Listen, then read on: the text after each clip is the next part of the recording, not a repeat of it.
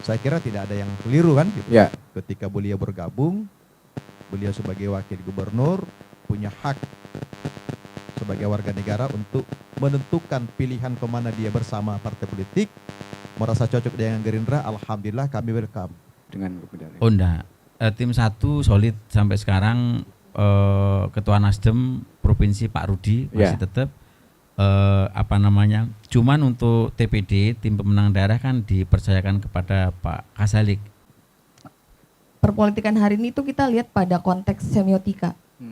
Semiotika itu mungkin jarang didialektikakan, tapi saya melihat pada ada tanda, kemudian ada simbol, ada makna yang tersampaikan. Nah, semua yang kita lakukan itu adalah semiotika dalam politik, bahwa tidak ada yang kebetulan dalam disiplin ilmu saya, tidak ada yang kebetulan, tidak ada yang disengaja, kemudian itu terjadi bahwa sudah dipersiapkan sebelumnya. Jadi hari ini misalnya kalau beberapa kasus lalu saya sedikit aja, beberapa waktu lalu misalnya beberapa politisi senior merasa kaget karena ada keputusan-keputusan dari salah satu partai yang tidak pernah diprediksi sebelumnya. Nah, itu kemudian menjadi pertanyaan dan ditemukan jawabannya di daerah. Kita bicara daerahnya spesifik bicara Kepri, bahwa di Kepri pun terjadi hal seperti itu.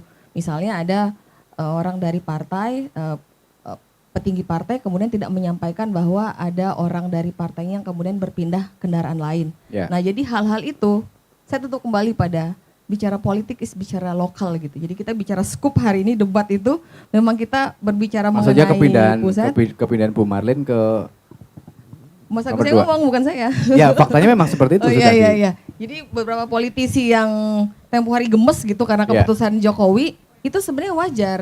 Wajar. Ini nggak meluas, ini kasih contoh aja. Tapi nanti saya akan konfirmasi ke Bang Ardil juga sekalian untuk Mas Agus yang ngomong ya. Untuk persoalan yang kemarin itu. Itu aja sih Mas, politik itu cair Mas. Ya. Cair. Ya. Yang digambar flyer-flyer yang Bu Marlin masuk ke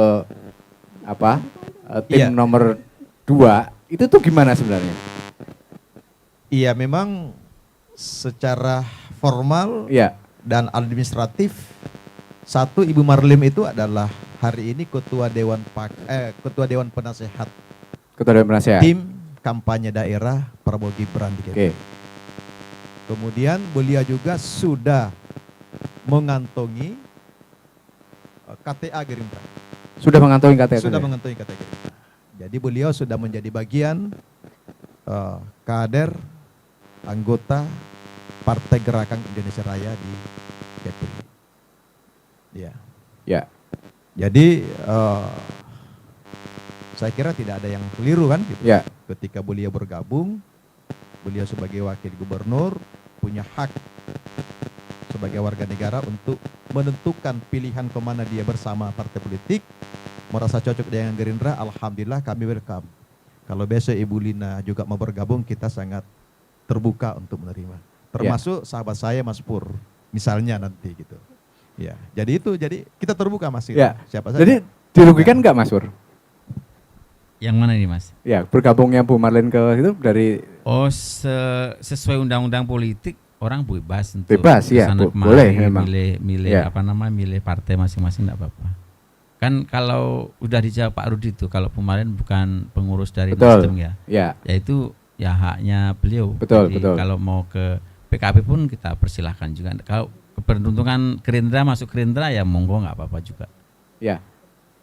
Secara suara tim 1 dirugikan enggak dengan kemudian? Oh enggak. Tim 1 solid sampai sekarang. Ketua Nasdem Provinsi Pak Rudi masih tetap cuman untuk TPD tim pemenang daerah kan dipercayakan kepada Pak Kasalik. Beliau ketua fraksi ya di DPRD provinsi dari Nasdem dan itu tidak mengurangi kinerja juga Pak Rudi juga masih tetap Nasdem, cuman mungkin namanya politik itu kan punya strategi masing-masing Pak. Ada yang serangan terbuka, ada yang serangan gerilya. Nah, itu kembali ke kepintaran membaca situasi dan yang sedang dihadapi. Kalau kembali ke amin lokal, Pak, kita bicara lokal di provinsi. Kita bicara lokal nih. Kita ini dari pemilih DPT Kepri 1.500.000. Ya. Kami menargetkan sekitar 57%, Pak. Amin, 57%. 57%. Jadi kalau kita bicara kenapa seperti itu, kita secara ngomong ya, Ya. ada indikasi-indikasi bahwa Amin menang di provinsi itu tinggi Pak. Ada kedekatan, kalau boleh kita nggak bermaksud memberikan apa ya istilahnya bahwa orang sini pasti milih ini enggak, tetapi karakteristik yang kita analisis itu masuk Pak. Jadi Contohnya? kemelayuan barangkali Ya. begitu, kemelayuan lah taruhlah seperti itu ya, meskipun kami tidak sarak ke arah situ, tapi Betul. kemelayuan itu masuk ke dalam itu kan bisa bisa di track di 2019 juga pemilih-pemilih Pak Prabowo yang migrasi ke Amin itu kan tinggi juga, untuk Sumatera, untuk bagian Riau ini, Kepulauan Riau ini masih tinggi juga Pak. Jadi kami tidak, meskipun kami silent tapi silent winner Pak. Itu bahasa Inggris Pak itu. Kami 57% Pak. Tapi kami tidak melakukan apapun mungkin. Karena begini, memang kerja kami itu tidak politisi yang maju, tidak politisi yang maju, tetapi relawan-relawan yang bergerak Pak. Memang ini gerakan relawan yang bergerak. Kami seperti piramida terbalik begitu, yang di depan relawan. Dan itu mereka dari hati nurani. Tadi migrasi suaranya Pak Prabowo ke Amin. Sebagian. Suaranya Pak Jokowi? Tanyakan ke Pak Saproni. Gimana Pak? Khusus Epri Pak diklaim 57%, Pak. Kenapa enggak 97 sekalian? Saya aminkan Pak. Iya, kalau persoalan pilihan itu memang kembali ke masing-masing. Ya. Sini segmennya di Kepri itu seperti apa, sama. Artinya di beberapa tempat memang ada yang mohon maaf ya menonjol, tapi di beberapa tempat juga ada yang sangat minim. Nah itu memang namanya memilih itu tidak hanya serta-merta melihat partai pengusungnya, Betul. tapi juga faktor individunya itu sangat kental.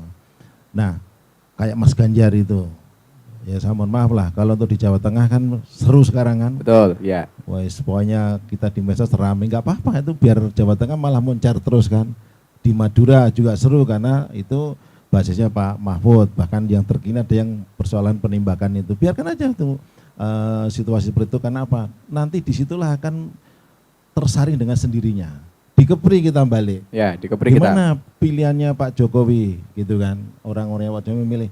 Nah, Pak Jokowi kan sudah tidak dengan kami kan gitu. Ya. Kita jujur saja. Sudah move on berarti? Iya, tapi kita udah move on Mas. Ya.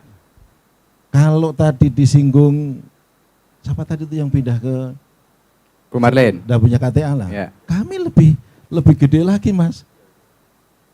Ada satu kelompok keluarga itu lompat dari kita, enggak masalah kita. Kalau bahasa kami dulu melenting itu apa ya? Dari yang tidak tahu lompatnya tinggi kan, melenting kan. Nah itu melenting dari PD Perjuangan. Tapi setelah sekian lama bersama tiba-tiba lompat, ya enggak masalah kan gitu. Karena apa? Inilah namanya demokrasi, ya. Namanya politik seperti itu. Tadi Mbak menyampaikan politik itu tadi Mbak. Cair. Ya, hari ini koalisi, besok bisa oposisi, sama. Jadi jangan dipersoalkan. Nah, kalau persoalan nanti irisannya ini Pak Jokowi kan tinggi nih ratenya kepercayaan masyarakatnya. Apakah kepercayaan masyarakat yang melalui Pak Jokowi itu bisa ngikut Pak Jokowi semuanya? Nanti dulu. Beberapa survei sudah mengumumkan hal itu. Ada yang ke Pak Prabowo, ada ke Pak Ganjar, bahkan ada yang ke Pak Anies. Ya, memang tinggal presentasinya itu. Karena apa? Itu konteksnya udah individu Pak. Ya. Sekali saya kecewa dengan Mas Agus, males lah saya nonton apa yang disiarkan Mas Agus. Apalagi disuruh ke sini, enggak lah, kalau ada yang lain mending yang lain aja. Itu salah satu contoh. Tapi ini kan namanya politik itu, saya sebutkan beliau tadi itu. Hal-hal yang kadang tidak mungkin, nggak masuk nalar, ternyata terjadi. Siapa yang menyangka yang namanya Gibran itu bisa lompat? Nggak ada Pak. Tapi ternyata lompat. Siapa yang namanya Bobi? Ya, di Medan ya. Medan, yang dulu dari PD bisa lompat. Artinya apa? Apapun yang terjadi itu bagian dari dinamika. Kalau pertanyaan sakit nggak?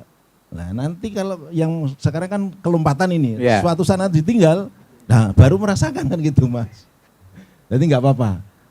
Sepanjang itu tujuannya untuk membangun bangsa negara. Kepri berapa persen? Kenapa? Yakin menang? Dia bilang tadi 57. Sampean berapa?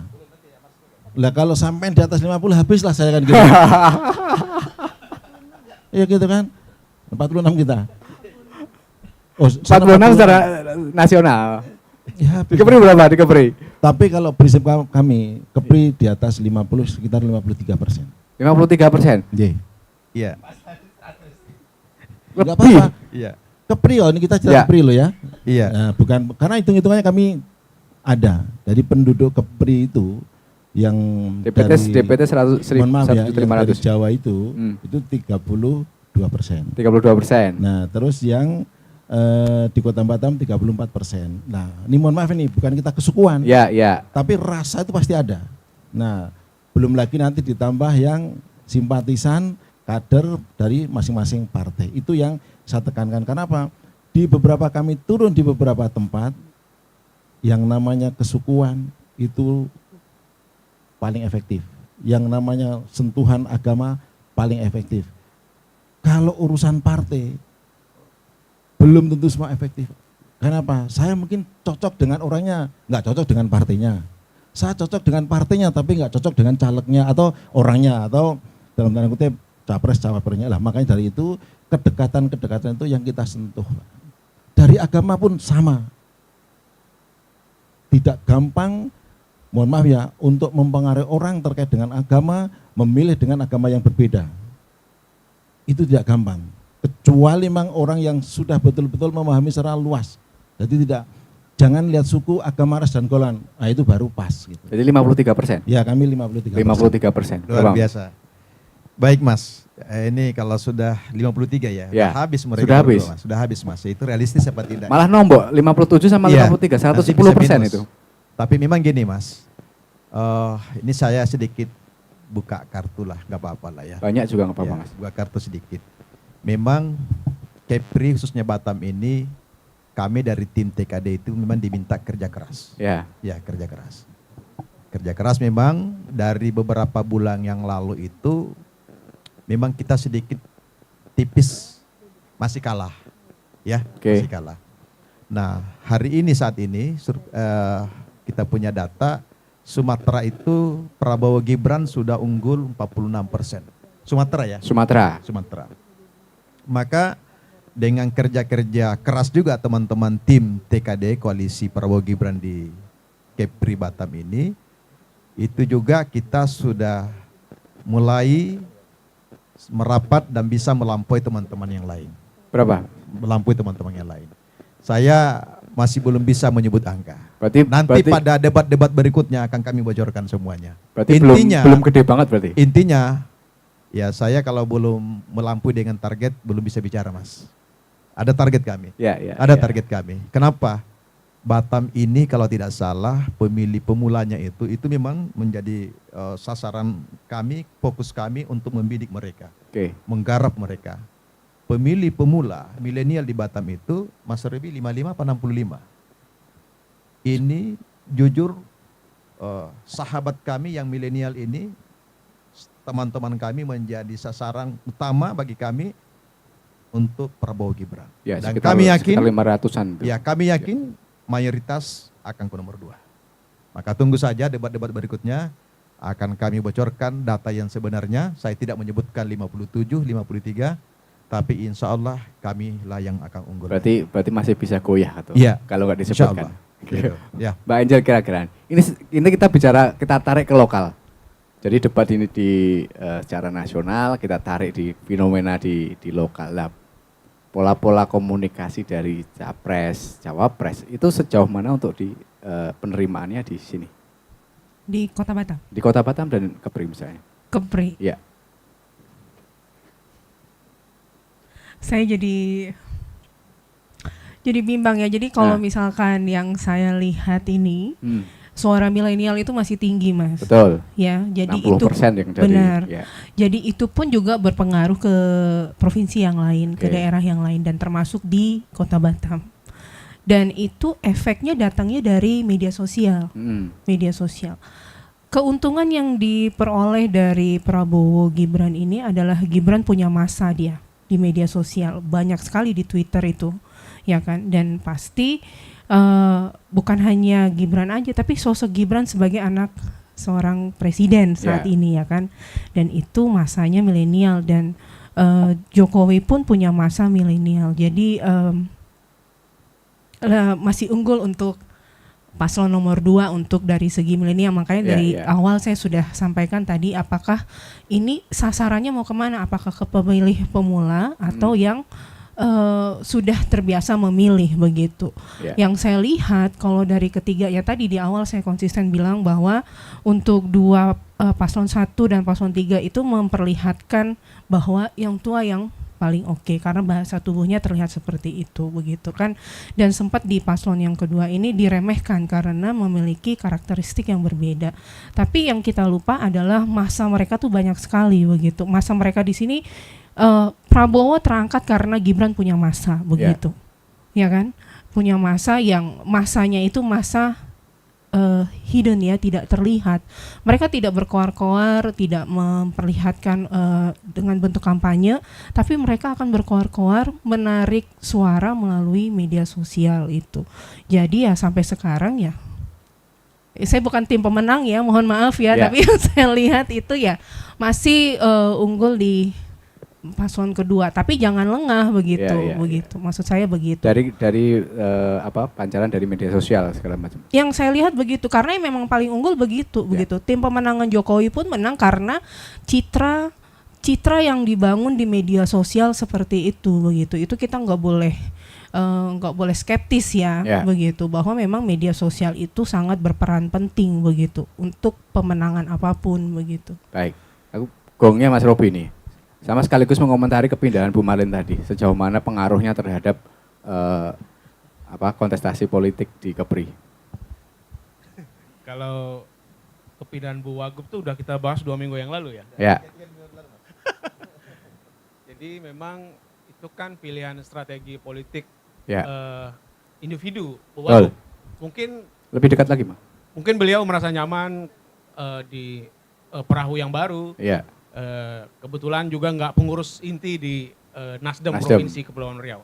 Saya kira itu masih fleksibel lah. Tetapi memang itu strategi politik untuk menghadapi bisa saja untuk Pilkada Kota Batam 2024. Jadi karena Amsakar sebagai Ketua DPD Nasdem kan tentu bisa saja dicalonkan, maka harus disiapkan perahu ya, untuk bisa lebih aman, lebih safety dalam bermain politik 2024. Nah, untuk gubernur presiden, kita lihat lagi kaca dari survei terbaru bahwa di Sumatera itu sudah muncul antara Anies sama Prabowo selisihnya 2%. 34 sama 36. Jadi memang kalau di Kepri, kalau kita lihat di grup-grup WA, Mas, saya nggak tahu nih, di banyak masuk grup WA ya, yang bisa kita petakan bahwa ada yang unggul, ada yang tidak, ada yang banyak dibicarakan oleh publik, ada yang tidak, yang biasa-biasa saja, dan ada yang positif, ada yang negatif. Nah, sejauh mana kepindahan Bu Marlin itu bisa membawa dampak ke nomor 1 atau nomor 2? Kalau Bu Marlin saya kira tidak terlalu besar efeknya kepada nomor 01. Karena beliau memang selama ini kan kita lihat lebih kepada menjalani tugas sebagai wakil gubernur dan persiapan untuk Pilkada Kota Batam. Jadi bukan untuk kampanye 01 dan juga mungkin tidak nampak juga untuk kampanye 02. Yang kuat adalah Pak Rudinya sebagai Ketua DPW Nasdem. Dan itu kemarin terakhir rakor ya, Nasdem ya konsisten untuk memenangkan 01 dan Partai Nasdem di Kota Batam. Itu yang saya lihat di medsos. Jadi kepindahannya tidak terlalu pengaruh, dan itu disebutkan juga oleh Pak Kamal ya sebagai sekretaris Nasdem, biasa saja gitu. Dan orang pindah partai juga biasa, nggak ada yang aneh di kita. Karena di kita memang selalu beda dengan textbook di Barat gitu. Kan di Barat kalah dalam kompetisi, dia pasti menjadi oposisi. Di kita kan menjadi koalisi. Nah itu yang tidak terbaca oleh penulis-penulis textbook politik Barat, nggak terbaca. Jadi memang beda di Indonesia. Nggak bisa kita samakan dengan di Amerika ataupun di Perancis ataupun di Australia, beda sekali. Karena kebudayaannya beda, sepak terjang politisinya juga beda. Tiba-tiba ada yang loncat, tiba-tiba langsung ke atas itu kan. Kalau di barat kan ada prosesnya. Nah itulah yang membedakan demokrasi kita, seharusnya demokrasi Pancasila ternyata sekarang lebih ke liberal. Dan itu harus kita akui dan kita rasakan. Kalau saya nggak berani nyalek karena saya nggak punya duit gitu. Ya. Yang nyalek itu pasti punya duit kalau dia ingin jadi. Nah, jaranglah yang nyalek itu nggak punya duit jadi. Ada, tapi tidak banyak. Nah, itu kan menyatakan, menemukan bahwa kita demokrasinya beda yang diharapkan misalnya sama Soekarno, sama Bung Hatta dulu. Ketika merancang negara kita seperti itu. Ya, demokrasi Pancasila yang kita harapkan sepertinya mulai menipis seperti itu. Nah, ini menjadi tantangan di pemilu-pemilu berikutnya. Karena memang pemilu kita sejak reformasi kan baru 5 kali ya. Ya. Mungkin 7 kali baru kita mapan. Baru yang substansial. Sekarang prosedural saja masih. Tanggal 14 kita milih, kampanye berapa 75 hari ya gitu-gitu saja. Nah yang substansial bagaimana demokrasi bisa menciptakan kesejahteraan, itu yang kita nantikan mungkin 2 kali pemilu lagi. Sampai 2032 ya. Mungkin begitu Mas Agus. Ya.